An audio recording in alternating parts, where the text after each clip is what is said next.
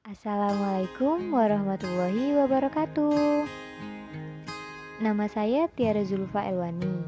Nomor pokok mahasiswa 1816021029. Kali ini saya akan menjelaskan tentang sejarah perkembangan demokrasi di Indonesia sejak tahun 1945 sampai dengan sekarang. Demokrasi secara umum yaitu bentuk atau sistem pemerintahan di mana seluruh rakyatnya turut serta memerintah melalui wakil-wakilnya. Menurut Abraham Lincoln, demokrasi adalah sistem pemerintahan yang diselenggarakan dari rakyat, oleh rakyat, dan untuk rakyat. Definisi tersebut yang kini kita gunakan dalam menjalankan demokrasi di Indonesia. Sejak merdeka tahun 1945, Indonesia telah beberapa kali mengganti model demokrasinya. Secara umum, periode demokrasi dapat dibagi menjadi 4, yaitu demokrasi parlementer, demokrasi terpimpin, demokrasi Pancasila atau Orde Baru, dan demokrasi transisi atau reformasi. Pembahasan pertama yaitu demokrasi parlementer dari tahun 1945 sampai 1959. Masa ini merupakan pertama kalinya Indonesia menganut sistem demokrasi parlementer atau yang biasa disebut dengan demokrasi liberal. Masa demokrasi liberal membawa dampak yang cukup besar di Indonesia karena mempengaruhi keadaan, situasi, dan kondisi politik pada saat itu. Masa ini juga merupakan masa kejayaan demokrasi di Indonesia, karena hampir semua elemen demokrasi dapat ditemukan dalam perwujudan kehidupan politik di Indonesia. Munculnya sistem parlementer di Indonesia karena jatuhnya kabinet presidensial pertama pada 14 November 1945 yang disebabkan oleh keluarnya Maklumat Wakil Presiden nomor 10 tahun 1945 pada 16 Oktober 1945. Karakteristik demokrasi parlementer. Yang pertama, sistem multipartai. Parlemen terdiri dari wakil-wakil partai yang berasal dari beragam aliran atau ideologi. Ada partai Islam, partai nasionalis, dan partai non-Islam. Namun, dominannya politik aliran membawa konsekuensi terhadap pengelolaan konflik. Yang kedua, basis sosial ekonomi yang masih sangat lemah. Ini menjadi salah satu penyebab gagalnya demokrasi parlementer. Yang ketiga, pengawasan yang ketat dari parlemen. Hal ini menyebabkan akuntabilitas pejabat negara sangat tinggi, instabilitas politik, dan pemberontakan di berbagai daerah.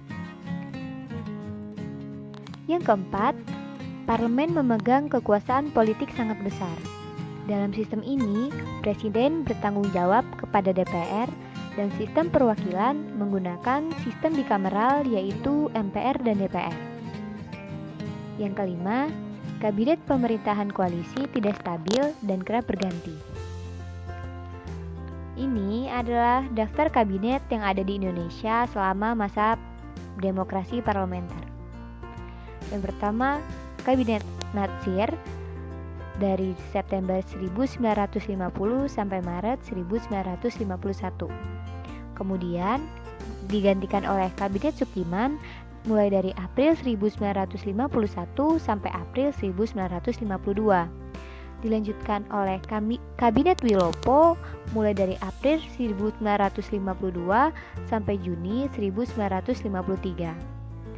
Kemudian Kabinet Ali Sastroamidjojo mulai dari Juli 1953 sampai Agustus 1955. Dan yang terakhir ada Kabinet Burhanuddin Harahap mulai dari Agustus 1955 sampai dengan Maret 1956. Pembahasan kedua, demokrasi terpimpin mulai dari 1959 sampai 1966. Demokrasi terpimpin dimulai saat Presiden Soekarno mengeluarkan Dekret Presiden 5 Juli 1959. Masa demokrasi terpimpin yang dicetuskan oleh Presiden Soekarno diawali oleh anjuran beliau agar undang-undang yang digunakan untuk menggantikan Undang-Undang Sementara 1950 adalah Undang-Undang Dasar 1945. Namun, usulan itu menimbulkan pro dan kontra di kalangan anggota konstituante. Lalu diadakan voting yang diikuti oleh seluruh anggota konstituante dengan hasil 269 orang setuju untuk kembali ke Undang-Undang Dasar 1945 dan 119 orang tidak setuju untuk kembali ke Undang-Undang Dasar 1945. Bertolak dari hal tersebut, Presiden Soekarno mengeluarkan sebuah dekrit yang disebut Dekrit Presiden 5 Juli 1959. Masa demokrasi terpimpin dalam banyak hal telah menyimpang dari demokrasi konstitusional, namun lebih menampilkan beberapa aspek dari demokrasi rakyat. Masa ini ditandai dengan dominasi presiden, terbatasnya peran partai politik, perkembangan pengaruh komunis, dan peran ABRI, serta unsur sosial politik semakin meluas. Karakteristik demokrasi terpimpin. Yang pertama, sistem kepartaian melemah. Karena kekuasaan presiden yang semakin besar dan juga peran kontrol DPR gotong royong melemah. Terdapat juga upaya konsolidasi kekuatan politik dengan cara pembentukan Dewan Nasional yang terdiri dari golongan fungsional, yaitu wakil buruh, petani, pendeta, ulama, wanita, dan lain-lain. Yang kedua, kewenangan daerah terbatas. Yang ketiga, kebebasan pers dibatasi dan sejumlah media dibredel. Berbeda dengan demokrasi parlemen yang hak berserikat dan berkumpul terjamin dengan jelas. Yang keempat, pemilu tidak terselenggara. Pada saat demokrasi terpimpin ini, kepemimpinan yang dijalankan tidak memperbaiki kemelut ekonomi dan sosial pada masa sebelumnya. Pada akhirnya, Soekarno tersingkir dan kekuasaan yang kemudian digantikan oleh Soeharto. Pembahasan ketiga, demokrasi Pancasila atau Orde Baru sejak 1966 sampai 1998. Demokrasi Pancasila merupakan demokrasi konstitusional dengan mekanisme kedaulatan rakyat dalam penyelenggaraan negara dan penyelenggaraan pemerintahan berdasarkan konstitusi, yaitu Undang-Undang Dasar 1945. Era demokrasi Pancasila diawali dengan suatu peristiwa sejarah yang sangat kelam bagi Indonesia, yaitu Gerakan 30 September. Masa demokrasi Pancasila merupakan demokrasi konstitusional yang menonjolkan sistem presidensial. Landasan formal periode ini adalah Pancasila, Undang-Undang Dasar 1945, dan ketetapan MPRS atau MPR. Dalam rangka meluruskan kembali penyelewengan terhadap Undang-Undang Dasar 1945 pada masa demokrasi terpimpin. Namun, dalam perkembangannya, peran presiden semakin dominan terhadap lembaga-lembaga negara. Karakteristik demokrasi Pancasila saat Orde Baru. Yang pertama, pada masa ini, Indonesia menggunakan sistem presidensial, sehingga kekuatan presiden sebagai kepala negara dan kepala pemerintahan sangat tinggi. Terjadi birokrasi dan sentralisasi pengambilan keputusan politik, serta masih sangat kuat campur tangan pemerintah dalam persoalan partai politik dan publik. Yang kedua, tidak ada pergantian kekuasaan politik. Walaupun pemilu terselenggara teratur setiap 5 tahun, Soeharto tetap berkuasa selama 5 periode pemilu. Yang ketiga, pembatasan peran dan fungsi partai politik. Jumlah parpol pun dibatasi. Yang keempat, kebebasan pers dibatasi dan kerap terjadi pemberedelan media massa. Yang kelima, dominannya peran ABRI. Dalam hal ini, peran militer sangat kuat dengan konsep dui fungsi ABRI. Di akhir Orde Baru, perekonomian kacau, harga BBM dan kebutuhan pokok melambung. Kemudian terjadi demonstrasi massa yang dimotori mahasiswa menuntut reformasi dan mundurnya Soeharto.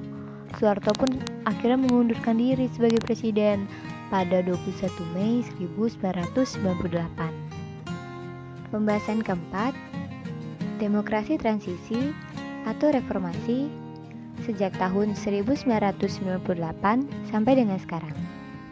Era reformasi diawali dengan turunnya Soeharto karena demonstrasi massa yang dimotori mahasiswa pada tahun 1998. Era reformasi sangat berakar pada kekuatan multipartai yang berusaha mengembalikan perimbangan kekuatan antar lembaga negara, yaitu eksekutif, legislatif, dan yudikatif. Pada masa ini, peran partai politik kembali menonjol, sehingga iklim demokrasi memperoleh nafas baru. Jika esensi demokrasi adalah kekuasaan di tangan rakyat, maka demokrasi tatkala pemilu memang demikian, namun dalam pelaksanaannya, setelah pemilu banyak kebijakan tidak mendasar pada kepentingan rakyat, melainkan lebih ke arah pembagian kekuasaan antara presiden dan partai politik dalam DPR. Dengan perkataan lain, model demokrasi era reformasi dewasa ini kurang mendasar pada keadilan sosial bagi seluruh rakyat Indonesia. Karakteristik demokrasi transisi saat reformasi. Yang pertama, parlemen terdiri dari banyak partai, yaitu menggunakan sistem multipartai. Yang kedua, pemilu lebih demokratis dan sistem pemilihan langsung dilakukan untuk presiden dan kepala daerah. Lembaga perwakilan kemudian dibagi menjadi DPR dan DPD. Yang ketiga, kebebasan pers lebih baik. Sebagian hak dasar bisa terjamin seperti adanya kebebasan menyatakan pendapat. Yang keempat, dibentuknya komisi-komisi independen negara seperti KPK. Yang kelima, rotasi kekuasaan dilaksanakan mulai pemerintahan pusat sampai pada tingkat desa. Saat ini Indonesia menggunakan sistem desentralisasi kekuasaan dengan model otonomi daerah. Alhamdulillah selesai sudah materinya. Terima kasih sudah mendengarkan. Sampai jumpa di materi selanjutnya.